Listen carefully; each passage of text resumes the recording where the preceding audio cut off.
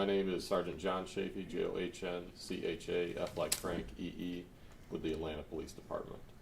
And I'm here to talk about some surveillance photos that we released today regarding a suspect that fired upon an off-duty officer during the early morning hours this morning. So this occurred, get the address here. So this occurred at 1450 LaFrance Street in Northeast Atlanta.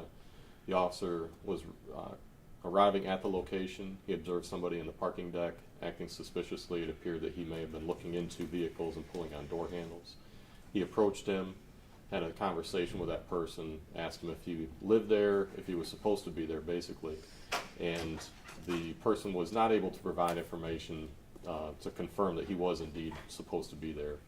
The officer then had another conversation with him after observing the person for a little bit longer, identified himself as an off-duty Atlanta police officer, and advised the person that he was going to be detained.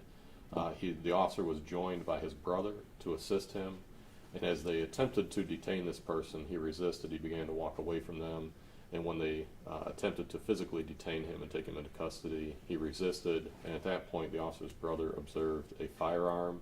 He notified the officer that the suspect had a firearm. They both took cover, and the suspect did fire upon them before fleeing the scene. So additional officers responded to the scene, the canvass the area looking for this person, but at this point he has not been located, and we are reaching out asking for assistance in identifying this person and locating him. So at this point we've released those photos to all the news desks, and we're asking for anyone that has information on anything that occurred last night there, or may look at these photos and know the suspect. We're asking that they call Crime Stoppers and help us out.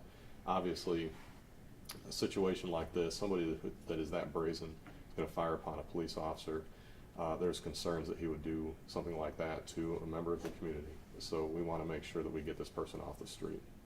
And you guys later saw that some of the cars actually had been broken into? Yeah, upon further investigation, we did determine that there were vehicles that had been broken into in that parking deck, and so it does appear that this person was indeed breaking into vehicles there. So he had a surgical mask, it looked like, and in those photos you can see that pulled down. And some of those photos are pretty good. We're very hopeful that we'll be able to identify him quickly.